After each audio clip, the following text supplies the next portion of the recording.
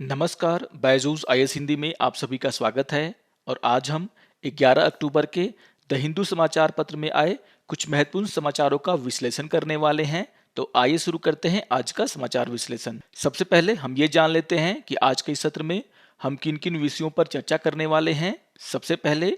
Indo Pacific रणनीति को लेकर के भारत को किन किन बातों को ध्यान में रखना चाहिए, उसको लेकर के एक बहुत ही महत्वपूर्ण एडिटोरियल आया है, हम उसकी चर्चा करेंगे।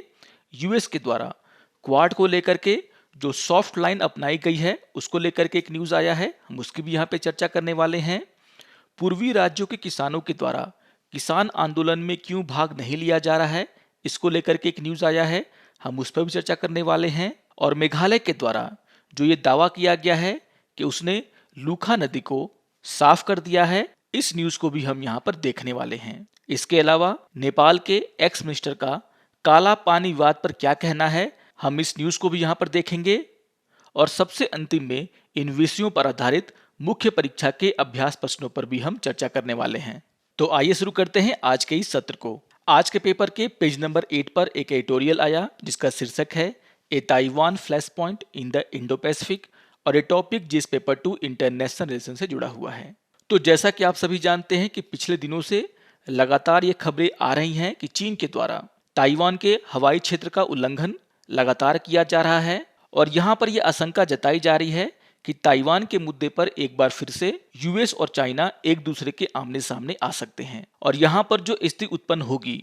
उसी को देखते हुए भारत को अपना इंडो पैसिफिक से रिलेटेड स्ट्रेटजी को बनाना होगा, और इसी को लेकर के यहाँ पे चर्चा किया गया है। यहाँ पर समझाया गया है कि आखिर ताइवान कैसे बना, उसके और चीन के कैसे रिश्ते हैं, यूएस के द्वारा पहले ताइवान का सपोर्ट कैसे किया गया और बाद में किस तरीके से यूएस ने ताइवान का साथ छोड़ते हुए चीन को मान्यता दे दी। और इन सभी बातों को यहाँ पर उजागर करते हुए लेखक ने यह समझाने का प्रयास किया है कि भारत जब भी इंडो पैसिफिक को लेकर के अपनी स्ट्रेटजी को बनाएगा तो यहाँ पर उसे ताइवान के कारण जो चाइना और यूएस के बीच में रिलेशन होंगे उसको ध्यान में रख करके यह स्ट्रेटजी बनाने की जरूरत है। आप सभी को पता होगा कि 1949 में चीन में चीनी कम्युनिस्ट पार्टी का शासन हुआ, और यहाँ पर चियांग काई शेक की गुओमिडांग यानी कि केएमटी सेना को 1945 से 1949 के गृह युद्ध में माओ तुंग के सीसीपी बलों से हार का सामना करना पड़ा। और उसके बाद चियांग काई शेक ताइवान चले गए और वहां पर उन्होंने अपना एक शासन स्थापित किया, और वहां से उन्होंने पूरे चीन पर अधिकार का दावा किया। और यहाँ पर आपको ध्यान में रखना है कि चीनी कम्युनिस्ट पार्टी जिसका भी वहां पर शासन है वह हमेशा से ताइवान को चीन का एक अभिन्न अंग मानती है, और उसके द्वारा हमेशा से ही ताइवान और चीन के यूनिफिकेशन को लेकर के अपना दावा किया गया है। यहाँ पर रणनीतिक अस्पष्टता की बात कही गई है, और ये जो रणनीतिक अस्पष्टता है वह यूएस और चीन दोनों के लिए है। यहाँ पर यह कहा गया है कि जब ताइवान में चियांग काई शेक ने अपना शासन स्थापित किया तो उस समय पीपल्स रिपब्लिक ऑफ चाइना के द्वारा इसे सैन्य रूप से कब्जा नहीं किया जा सका, क्योंकि ताइवान ने 1950 से 1953 के बीच जो कोरिया युद्ध चला उस दौरान संयुक्त राज्य के साथ एक सैन्य सहयोग पर हस्ताक्षर किए, और इसके कारण चीन चाहते हुए भी ताइवान पर कब्जा नहीं कर पाया। लेकिन बाद में 1979 में अमेरिका ने चीन की वैध सरकार के रूप में पीपुल्स रिपब्लिक ऑफ चाइना को मान्यता दे दिया और ताइवान के साथ अपने आधिकारिक संबंधों को समाप्त कर दिया। और इसी के साथ ताइवान के साथ उसकी जो पारस्परिक रक्षा संधि थी वो भी यहाँ पर निरस्त हो गया। और इसी के बाद से चीन के द्वारा लगातार ये प्रयास किया जा रहा है कि ताइवान को मुख्य भूमि से मिला लिया जाए। ताइवान के साथ अपने रक्षा संबंधों को तोड़ने के बाद भी अमेरिका ने ताइवान की रक्षा में आने की क्षमता बनाए रखने का भरोसा दिया, लेकिन उसके द्वारा यह भी कहा गया कि वह ऐसा करने के लिए प्रतिबद्ध नहीं है। और इसी को हम यहाँ पर कह रहे हैं राजनीतिक अस्पष्टता की कमी। यहाँ पर यूएस के द्वारा ताइवान की रक्षा करने का भरोसा तो दिया जाता है, लेकिन अमेरिका ऐसा करने के लिए खुद को प्रतिबद्ध नहीं मानता। दूसरी ओर चीन ताइवान के साथ शांतिपूर्ण एकीकरण के लिए प्रतिबद्ध है, लेकिन उसका यह भी कहना है कि इस उद्देश्य की प्राप्ति के लिए वह बल का प्रयोग भी कर सकता है। तो यहाँ पर आपको ध्यान में रखना है कि अमेरिका जो है ताइवान को लेकर के अपनी स्थिति को स्पष्ट नहीं कर पा रहा है, जबकि चीन ने यह स्पष्ट कर दिया है कि वह ताइवान का चीन के साथ एकीकरण करना चाहता है और वह इसे पाकर ही रहेगा। यहाँ पर चीन की एक देश दो व्यवस्था का जिक्र किया गया है और यह फॉर्मूला सबसे पहले 1997 में हांगकांग पर लागू किया गया था और इस फॉर्मूले के अनुसार हांगकांग अपनी मुक्त बाजार प्रणाली और अपने राजनीतिक और न्यायिक संस्थानों और प्रक्रियाओं को 50 वर्षों की अवधि के लिए बनाए रखेगा, ऐसा चीन के द्वारा उस समय कहा गया था। और इसे ही कहा जाता है एक देश लेकिन दो व्यवस्था। और इसी तरीके का वादा चीन के द्वारा ताइवान को भी किया जा रहा है, लेकिन यहाँ पर चीन के द्वारा ताइवान को एक अतिरिक्त आश्वासन भी दिया जा रहा है, जिसके तहत उसका कहना है कि वह संक्रमण काल के दौरान अपने सशस्त्र बलों को बरकरार रख सकता है। यानी कि जितने वर्षों की अवधि यहाँ पर चीन के द्वारा ताइवान के फुल यूनिफिकेशन के लिए दिया जाएगा, उस दौरान ताइवान अपने सशस्त्र बलों को बनाए रख सकता है। तो यह एक अतिरिक्त आश्वासन चीन के द्वारा ताइवान को दिया जा रहा है ताकि किसी तरीके से ताइवान का विलय चीन के साथ हो जाए, जिस तरीके से हांगकांग का विलय चीन के साथ 1997 में हो गया। यहाँ पर चीन और ताइवान के आर्थिक लिंक की भी चर्चा की गई है। आप सभी को यह ध्यान में रखना है कि ताइवान के व्यापारियों के द्वारा चीन में भारी निवेश किया गया है और दोनों अर्थव्यवस्थाएं तेजी से एकीकृत हो रही हैं। यहाँ पर यह कहा गया है कि 1991 से 2020 के दौरान ताइवान के व्यापारियों के द्वारा चीन में 188.5 बिलियन अमेरिकी डॉलर तक का निवेश किया गया है और 2019 में जो द्विपक्षीय व्यापार ताइवान और चीन के बीच में था वह लगभग 150 बिलियन अमेरिकी डॉलर का था, जो ताइवान के सकल घरेलू उत्पाद का लगभग 15% है। लेकिन अगर चीन का ताइवान में निवेश को देखा जाए तो वह काफी कम है और इसीलिए यहाँ पर चीन के द्वारा यह समझा जाता है कि चूंकि ताइवान के व्यापारियों ने चीन में बहुत ही ज्यादा मात्रा में निवेश किया है, इसीलिए चीन जो है ताइवान पर आर्थिक दबाव बना करके ताइवान को चीन में मिला सकता है। ताइवान के द्वारा यह लगातार कोशिश की जा रही है कि वह चीनी अर्थव्यवस्था पर अपनी जो निर्भरता है उसको कम करे, लेकिन लगातार प्रयासों के बावजूद भी यह वह नहीं कर पाया है और इसी का फायदा यहाँ पर चीन उठाना चाहता है।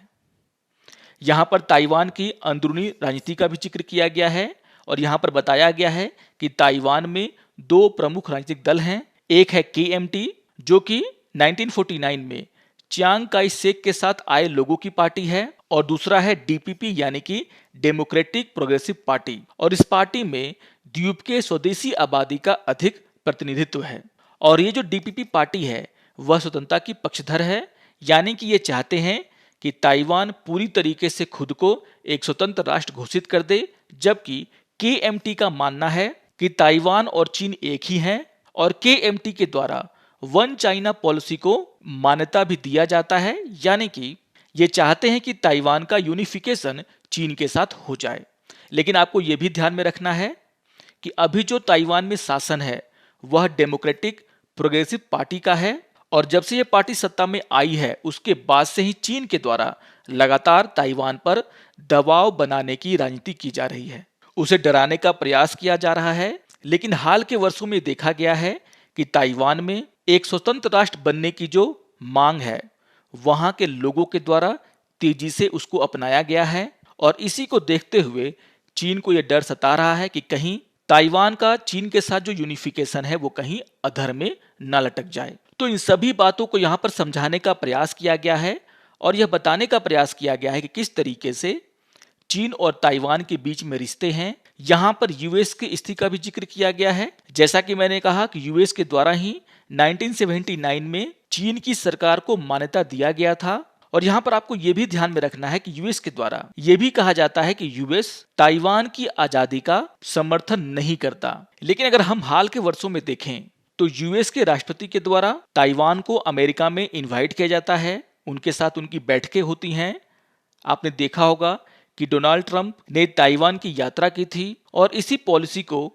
यहाँ पर यूएस की जो मौजूदा सरकार है वो भी आगे बढ़ा रही है और इसी को देखते हुए चाइना के द्वारा यूएस के इस राजनीति का विरोध भी किया जा रहा है। यहाँ पर चीन के द्वारा बार बार यह बताने का प्रयास किया गया है कि वह वन चाइना पॉलिसी को लेकर के बहुत ही सीरियस है और जैसे जैसे यूएस का प्रभाव इंडो पैसिफिक में कम हो रहा है, वैसे ही चीन का जो अड़ियल रुख है ताइवान के प्रति वो भी बढ़ता जा रहा है और हो सकता है कि वह ताइवान के खिलाफ शक्ति का प्रयोग करे, जिसकी आशंका बहुत सारी रिपोर्टों में जताई गई है। यहाँ पर यूएस के पैसिफिक कमांडर के द्वारा ये कहा गया है कि अगले 6 सालों में चीन के द्वारा ताइवान पर हमला किया जा सकता है, लेकिन जैसे स्थिति अभी वहां पर बनी हुई है उससे ये लगता है कि चीन के द्वारा जल्द ही ताइवान पर हमला करके उसे अपने में मिलाने की कोशिश की जा सकती है। तो यहाँ पर यह देखना होगा कि ताइवान को लेकर के चीन और यूएस के बीच में कैसे रिलेशन रहते हैं और उसी को देखते हुए भारत को भी अपना इंडो पैसिफिक का जो स्ट्रेटजी है उसको बनाना चाहिए, क्योंकि इसका असर भारत पर बहुत ही ज्यादा पड़ने वाला है और इसी बात को यहाँ पर समझाने का प्रयास किया गया है। आइए एक और न्यूज का हम यहाँ पे चर्चा कर लेते हैं। आज के पेपर के पेज नंबर 9 पर एक न्यूज आया जो कि कहीं ना कहीं चाइना और यूएस से ही जुड़ा हुआ है और ये टॉपिक है US outlines A softer focus for quad, और ये टॉपिक भी जीएस पेपर 2 इंटरनेशनल रिलेशन से जुड़ा हुआ है। तो हमने क्वाड को लेकर के बहुत सारी चर्चाएं की हैं। ऑस्ट्रेलिया, यूके और यूएस के द्वारा ऑक्स समझौता हुआ है, उसके बाद से क्वाड के भविष्य को लेकर के बहुत सारे एडिटोरियल द हिंदू समाचार पत्र में आए हैं, जिसकी हमने बहुत सारी चर्चाएं की हैं। और यहाँ पर जो आशंकाएं जताई जा रही थी कि ऑक्स समझौता होने के बाद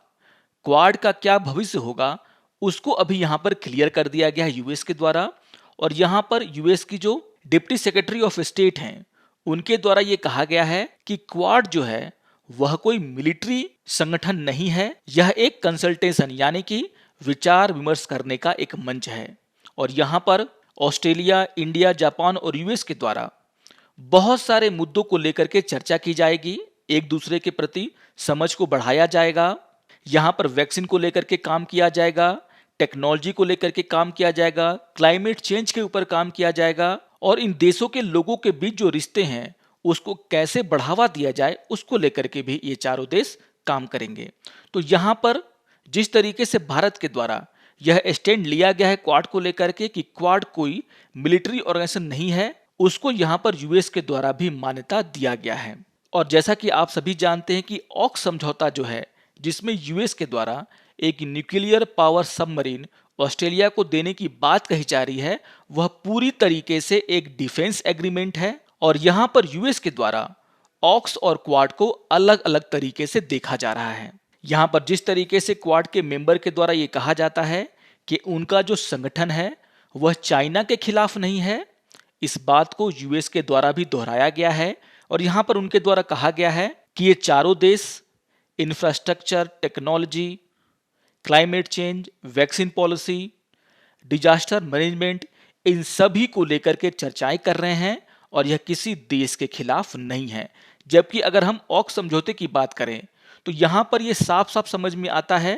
कि यूएस के द्वारा ऑस्ट्रेलिया को चीन के खिलाफ मजबूती से खड़ा करने के लिए ही यह समझौता किया गया है। तो एक इंपॉर्टेंट न्यूज है ये, लेकिन इस पर हमने बहुत सारी चर्चाएं की हैं। और जिस तरीके से इंडिया के द्वारा अभी तक क्वाड को एक बातचीत करने के मंच के रूप में देखा जा रहा था, उसी तरीके से यूएस के द्वारा भी क्वाड को एक बातचीत करने के मंच के रूप में मान्यता दिया जा रहा है। तो इस न्यूज को भी आप लोग ध्यान से पढ़ लेंगे। आइए एक और न्यूज की हम यहाँ पे चर्चा कर लेते हैं। आज के पेपर के पेज नंबर 1 पर एक न्यूज आया जिसका शीर्षक है farmer in east see little hope in stair, और ये टॉपिक जीएस पेपर 3 इकोनॉमी से जुड़ा हुआ है। इस न्यूज में एक बहुत ही इंपॉर्टेंट एनालिसिस किया गया है और यहाँ पर कहा गया है कि यह स्पष्ट है कि पूर्वी राज्यों में किसानों का एक बड़ा हिस्सा आंदोलन में शामिल होने के लिए उतना प्रेरित नहीं हुआ है जितना उत्तर पश्चिम के राज्यों के किसानों ने इस आंदोलन में भाग लिया है। यहाँ पर यह कहा गया है कि ऐसा इसलिए है क्योंकि पूर्वी राज्यों के किसानों को उन कई लाभों की अनुभव अभी तक हुआ ही नहीं है जो इस कानून के आने के बाद उनसे छीन सकते हैं। कहने का आशय ये है कि जिस तरीके से पंजाब के किसानों को एमएसपी का लाभ मिलता है, हरियाणा के किसानों को एमएसपी का लाभ मिलता है, उस तरीके से बिहार, यूपी, वेस्ट बंगाल के किसानों को नहीं मिलता। तो उन्हें ये पता ही नहीं है कि एमएसपी पर अगर अनाजों को खरीदा जाता है तो उससे किसानों को कितना लाभ होता है, वह इन लाभों को नहीं जानते। और इसी कारण से उत्तर पश्चिम में जो राज्य हैं वे किसान आंदोलन में ज़्यादा सक्रिय हैं, जबकि जो पूर्वी राज्य हैं वह किसान आंदोलन में ज्यादा सक्रिय नहीं है। यहाँ पर इन राज्यों को लेकर के चर्चा किया गया है और कहा गया है कि ये राज्य बहुत ही घनी आबादी वाले राज्य हैं, लेकिन यहाँ पर मंडियों के द्वारा भी इनके अनाजों को कम खरीदा जाता है और साथ ही साथ खुले बाजार में भी उन्हें अपने अनाज की कम कीमत मिलती है, जिसके कारण उन पर दोहरा बोझ पड़ता है। यहाँ पर यह भी समझाने का प्रयास किया गया है कि उत्तरी और पश्चिमी राज्यों से जो अनाज खरीदे जाते हैं उन्हें इन राज्यों में पीडीएस के द्वारा रियायती दरों पर डंप किया जाता है और यहाँ पर इसको समझाने के लिए एक डेटा दिया गया है। आप यहाँ पर देख सकते हैं कि यहाँ पर वो टॉप 5 के स्टेट की चर्चा की गई है जहाँ से सबसे ज्यादा अनाजों की खरीदारी होती है। आप यहाँ पर देख सकते हैं कि पंजाब में सबसे ज्यादा 27% गेहूं और धान की खरीदारी हुई है, एमपी में 16%, हरियाणा में 11%, तेलंगाना और यूपी में 10% और 8%। लेकिन ये जो अनाज सरकार के द्वारा खरीदे जाते हैं इनको अगर किन स्टेट में भेजा जाता है उसमें अगर आप देखेंगे तो यहाँ पर यूपी सबसे आगे है। यहाँ पर इन अनाजों का 17% यूपी को अलॉट किया जाता है, बिहार को 10%, महाराष्ट्र को 8%, वेस्ट बंगाल और तमिलनाडु को 7% अनाजों का एलोकेशन होता है। अगर हम प्रोक्योरमेंट की बात करें, धान के खरीद की बात करें, गेहूं के खरीद की बात करें तो आप यहां पर देख सकते हैं कि बिहार और पश्चिम बंगाल से गेहूं और धान की जो सरकारी खरीद है वह कुल राष्ट्रीय खरीद का मात्र 2% है। और यहां पर आपको ध्यान में रखना है कि पश्चिम बंगाल चावल का सबसे बड़ा उत्पादक राज्य है, फिर भी यहां पर सरकार के द्वारा बहुत ही कम मात्रा में धान को खरीदा जाता है। लेकिन अगर हम एलोकेशन की बात करें तो यहां पर पंजाब से, हरियाणा से धान खरीद करके पीडीएस सिस्टम के माध्यम से वेस्ट बंगाल के गरीब लोगों को दिया जाता है। यानी कि ये वो राज्य हैं जहां पर सबसे ज्यादा धान की राष्ट्रीय खरीद होती है और इन्हीं राज्यों के किसानों के द्वारा किसान आंदोलन में बड़ी मात्रा में भाग लिया गया है। जबकि अगर आप यूपी की बात करें, बिहार की बात करें, वेस्ट बंगाल की बात करें तो ये ऐसे राज्य हैं जहां पर जो सरकारी खरीद होती है वो काफी कम होता है,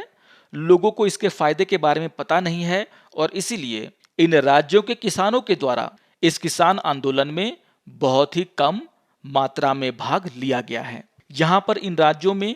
क्यों धान और गेहूं की सरकारी खरीद कम होती है उसको लेकर के भी चर्चा किया गया है और इसमें जो सबसे बड़ी चुनौती है वो है इंफ्रास्ट्रक्चर की चुनौती। यहाँ पर यह कहा गया है कि पूर्वी राज्यों में खरीद में जो सबसे बड़ी बाधा है वो है वहां पर ढांचागत चुनौतियां बहुत ही ज्यादा है। अगर सरकार यहाँ पर अनाज को खरीदती है तो वह इस अनाज को कहाँ पर स्टोर करेगी,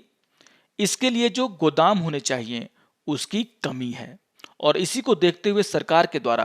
पंजाब और हरियाणा में सबसे ज्यादा धान और गेहूं की खरीद की जाती है क्योंकि वहां पर गोदामों की संख्या भी ज्यादा है। तो यहाँ पर एक बहुत ही इंपॉर्टेंट एनालिसिस किया गया है और ये बताया गया है कि जिन जिन राज्यों में सरकारी खरीद ज्यादा होती है धान और गेहूं की, उन राज्यों के किसानों के द्वारा इन कानूनों का सबसे ज्यादा विरोध किया जा रहा है। जबकि वैसे राज्य जहां पर धान और गेहूं की सरकारी खरीद काफी कम मात्रा में होती है, उन किसानों के द्वारा इस आंदोलन में काफी कम हिस्सा लिया गया है और इसको यहां पर समझाने का प्रयास किया गया है। आइए एक और न्यूज की हम यहाँ पे चर्चा कर लेते हैं। आज के पेपर के पेज नंबर 4 पर एक न्यूज आया जिसका शीर्षक है Meghalaya river back from dead claim government और ये टॉपिक जीएस पेपर 3 इन्वायरमेंट से जुड़ा हुआ है। यहाँ पर मेघालय के लूखा नदी की चर्चा हो रही है जिसे स्थानीय भाषा में मछली का जलाशय कहा जाता है और एक दशक पहले यह पूरा का पूरा नदी पूरी तरीके से विषाक्त हो गया था और मेघालय प्रदूषण नियंत्रण बोर्ड ने 2012 में अपनी जो जांच रिपोर्ट में इसका कारण एसिड माइन ड्रेनेज और कोयला खदानों से होने वाले प्रदूषण को इसका जिम्मेदार ठहराया। आप सभी को ध्यान में रखना है यहाँ पर जो नदी का प्रदूषण का जो मुख्य कारण है वह रैट होल कोयला खदानों को बताया गया। आप सभी को यह ध्यान में रखना है कि लूखा नदी पूर्वी जयंतिया हिल्स जिले में है। आप यहाँ पर मैप में देख सकते हैं, ये है ईस्ट जयंतिया हिल्स और यहाँ पर ही लूखा नदी बहती है और इसी क्षेत्र में मेघालय के रेड होल कोयला खदानें भी स्थित हैं और जिसके कारण ये पूरी की पूरी नदी प्रदूषित हो गई। यहाँ पर इसके प्रदूषण को कम करने के लिए शैवाल का उपयोग किया गया और पानी से विषाक्त पदार्थों को निकालने के लिए एक पायलट परियोजना यहाँ पर शुरू की गई,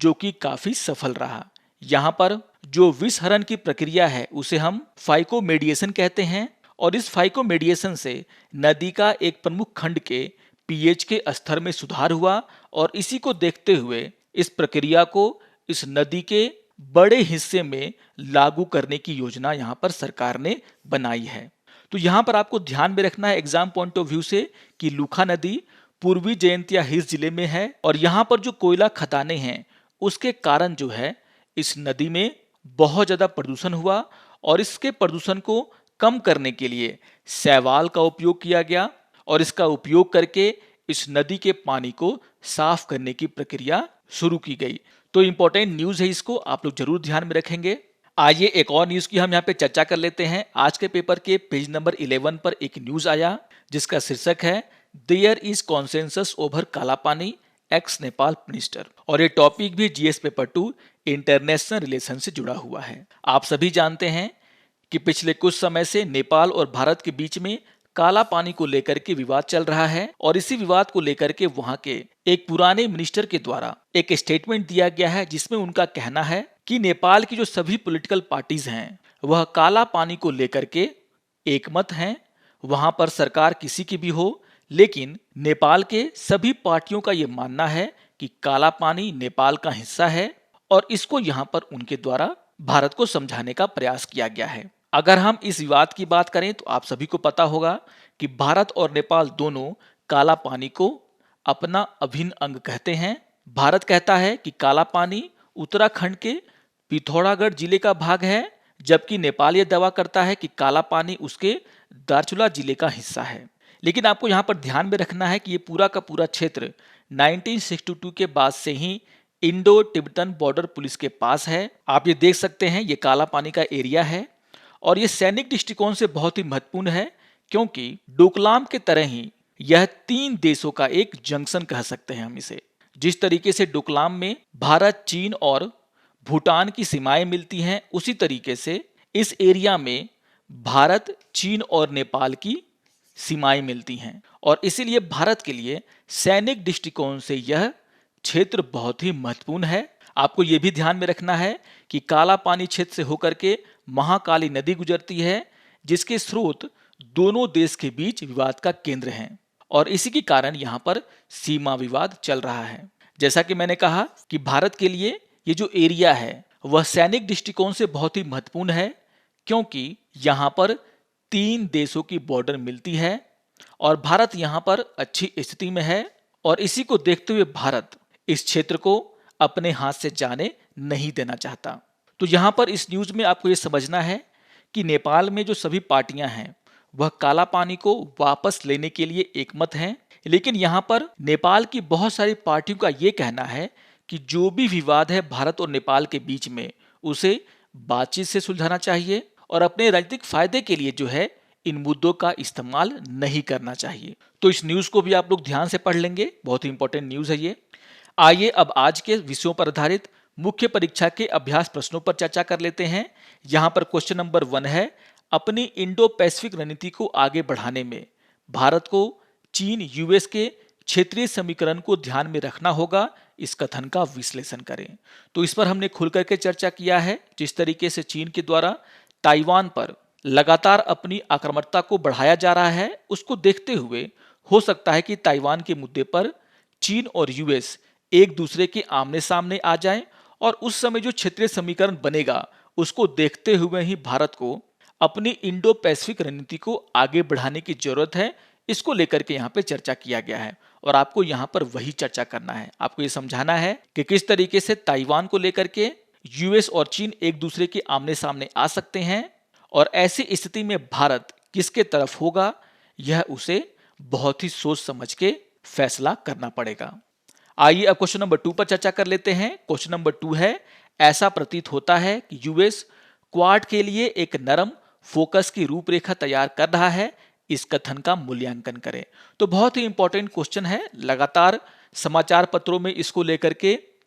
एडिटोरियल्स आए हैं कि ऑक्स समझौते के बाद क्वाड का क्या भविष्य होगा। और जिस तरीके से भारत के द्वारा बार बार ये कहा जा रहा है कि क्वाड कोई सैनिक संगठन नहीं है, इस बात को अब यूएस के द्वारा भी दोहराया गया है। यानी कि क्वाड को लेकर के जो उसका रुख है वो काफी नरम है और इसी को लेकर के आपको यहाँ पर चर्चा करनी है। आशा करता हूं कि आपको आज का ये समाचार विश्लेषण पसंद आया होगा। सारे टॉपिक्स बहुत ही इंपॉर्टेंट हैं, आप इनको रिवाइज कर लेंगे। और अगर आपको ये वीडियो अच्छा लगे तो आप जरूर इसे लाइक करें, शेयर करें और दूसरों को भी सब्सक्राइब करने के लिए प्रेरित करें। तो मिलते हैं समाचार विश्लेषण के अगले अंक में, तब तक के लिए नमस्कार और धन्यवाद।